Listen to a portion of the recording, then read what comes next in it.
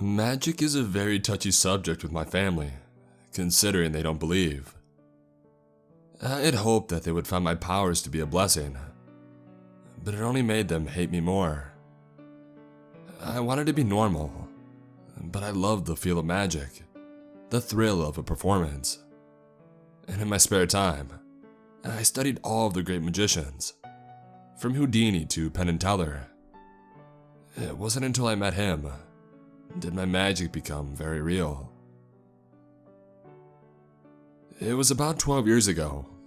A strange carnival moved on the edge of town in the middle of the woods. There wasn't anything necessarily wrong with it. It just wasn't something our little cookie-cutter town was used to. In fact, anything out of the norm was considered evil or ungodly. At the time, I was only 9 back then. I had never seen such a beautiful sight. The lights all multicolored and glowing. The oddities walking around town advertising.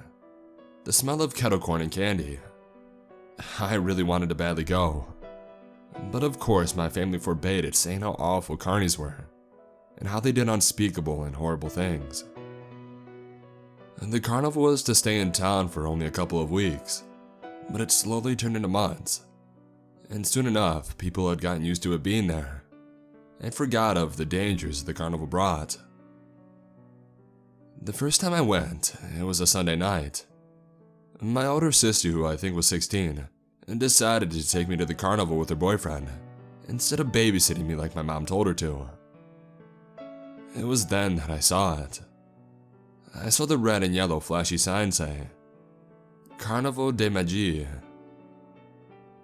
As we entered, the first thing I saw was a large Ferris wheel, with a snowflake pattern glowing on its side, followed by minigames being played by small children, winning stuffed bears bigger than themselves, and all the strange oddities and creatures lined up in a corner of the carnival, showing off their impressive features and skills. Most of the carnies looked happy to be there, and they socialized with the public, and they didn't look horrible or even filthy. In fact, they looked very pleased with their surroundings, as if they never wanted to leave. I decided to cut off from my sister and explore the carnival. I followed a large crowd to a small stage at the back of it. I couldn't see very well, so I cut to the front where I could see a little better.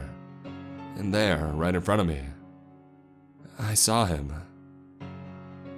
He was dressed from head to toe in a sea green button-up coat, boots, fingerless gloves, and a large top hat. His hands seemed to be mutated, considering on each hand he had 6 fingers.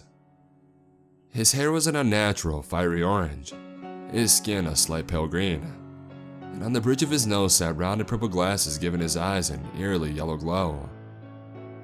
I watched him in amazement. He made doves appear out of thin air. Cards swirl and float around him to land neatly back in his palm. He would take on different shapes and sizes within a single snap, and he unattached his head and recited Shakespeare. This magic he possessed hypnotized me, and back then, I knew that I wanted to learn it.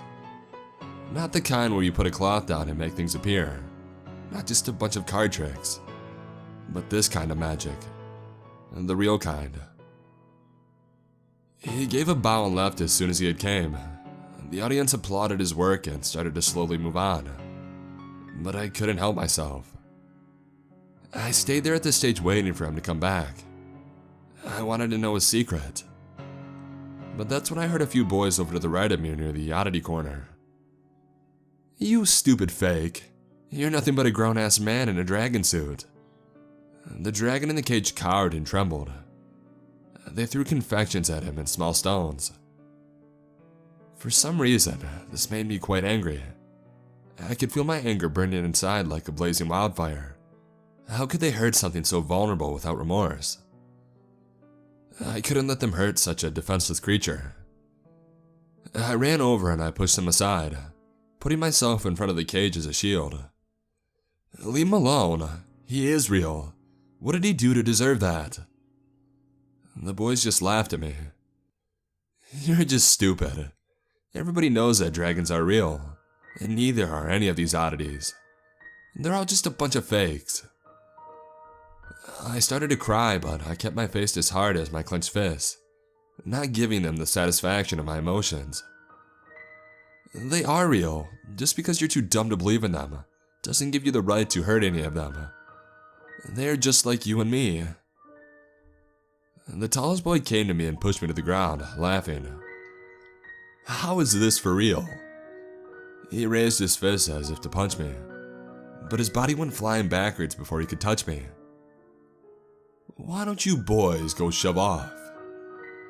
The mysterious figure was none other than the magician that I saw earlier. The boys panicked and ran off, leaving me and the magician alone. He pulled me up and crouched down to my level and gave me a very toothy grin. Don't be afraid, my pet. I'm not going to hurt you. I was scared, but I didn't show it. I had waited for this moment to talk to a real magician. I'm Marie. What's your name? My name is Monsieur Metamonstre, but you can just call me Mr. DM. Do you mind if I look at your arm there? He pointed at my left arm. Upon further examination, I noticed that I had a large gash on it and it was bleeding on my sleeve. He held my arm gently and took out a vial of purple liquid. He uncorked it and let out a single drop fall into my gash. It burned for a few seconds, but the gash had healed instantly, leaving only the dried blood behind. There, all better now. What did you say, Marie? He stood up and started to walk over back to the stage. Wait, I said, yelling back. Please teach me how to do the magic. Please. I know what you did up there was real, right?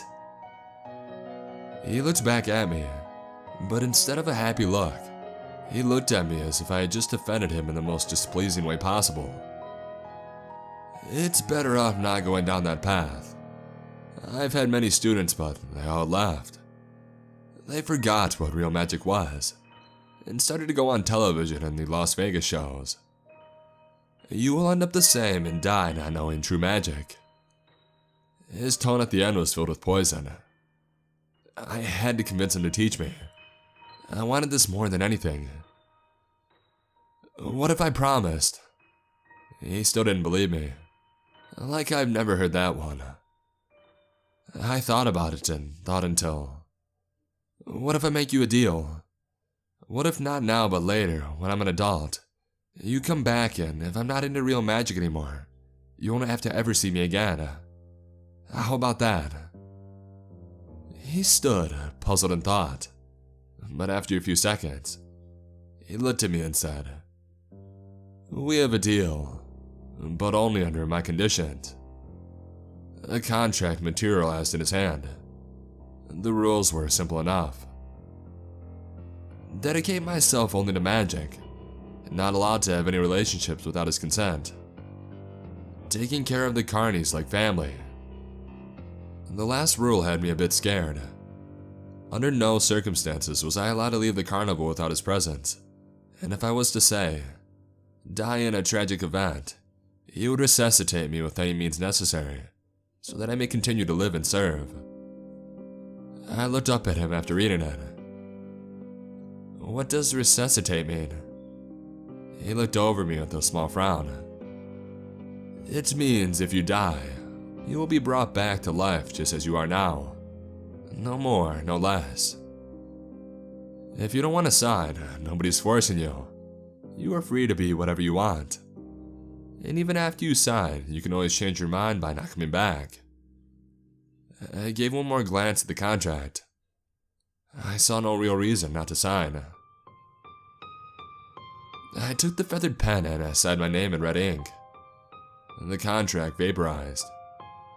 He then looked at me once more with a Cheshire's grin. I see great things from you, should you decide to focus yourself on magic. But be warned, you may not like what you see. And with that, he turned and he vanished. I found my sister once more and we headed straight for home. My mom and dad would be home soon and we didn't want to get in trouble. The next day, a couple down the street reported their son was missing, and two other boys on the next row over also reported missing after going to the carnival. And the police went to investigate the next day, there was nobody at the carnival. Reporting it had been empty for several years and looked to have caught on fire during the past few days. My parents took great caution as more children started to disappear. They would lock me and my sister in the basement at night just to make sure. A few weeks later, I woke up to find my sister was gone. My parents grieved thinking the worst had befallen her, and soon enough, I was the only child left in the entire town. People started blaming my parents, calling them murderers, kidnappers, and words I wasn't allowed to repeat. My mother lost herself. She was going on and on about my sister's death, saying how it was her fault, and my dad turned to a whiskey bottle for comfort. Our once cookie-cutter town was now in shambles and disarray.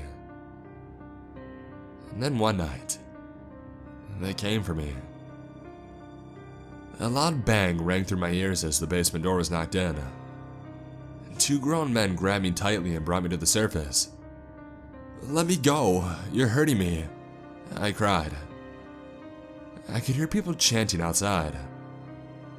"Burn those demons, burn the witches, and burn their bodies to hell."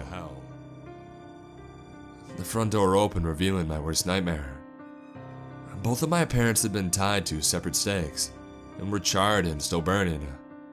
I knew soon that I would be joining them. "Let me go, I don't want to die." I struggled and started to kick and scream. My efforts were in vain. The two men were too strong. They held me up to a third pole and tied me with a thick rope and tied my wrists behind my back around the stake, as others started to pile wood around me. They all screamed at me, "Burn her! Wipe the sin off her and make her pay." A woman took a large torch and set the pile of sticks alight, and soon enough, I could feel the flame's warmth. As I screamed in agony, my flesh just melted off. My hair burned and hardened into black chunks. My bones became almost as black as my burnt skin. I felt excruciating pain. As the sun set in the west, so did the fires die around me. So why was I moving? Why was I still breathing? Why was I alive? People stared at me in shock, and they couldn't believe what they had saw. A little moving corpse. I tried to scream, but all that came out was a hiss and a gurgle. A man took a stick and tried to bash my head in, but yet again, I was saved. There he was, his eyes full of monstrous hate, his sharp teeth shaping into a horrid scowl. With a flick of his wrist, an invisible force slammed the man to the ground, breaking his arm and making the man cry in agony. Behind him was an army of little monsters, with childlike glee. Some had small horns, others had multiple limbs, each one looking different than the other, but they all had the small eyes of children. They charged at the adults and started ripping them apart, eating them and clawing their eyes out. While all the commotion was happening, Mr. DM crouched down next to my charred body. He untied my ropes and laid me down in his lap and took the same valve from before and held it to my remaining lips. My body trembled, my skin and hair grew back, my eyes were no longer dry, and my body was once whole again. No more, no less. He held me up in his arms and brought me back to the carnival. The lights flickered on as we walked inside, not looking back on what became of my home. Since then, we've traveled from town to town, sometimes even cities. Whether we set up in a park, the woods, a parking lot, or a rodeo, it's always the same. The day that I burned meant the end of my childhood, and when I rose from the ashes, I was an adult. I now live here at the carnival with my teacher. I learn of the true power that he possesses, and I do his bidding, by leading bad children to the carnival, and turning them into something more useful. And because there's no such thing as a good man, only good monsters.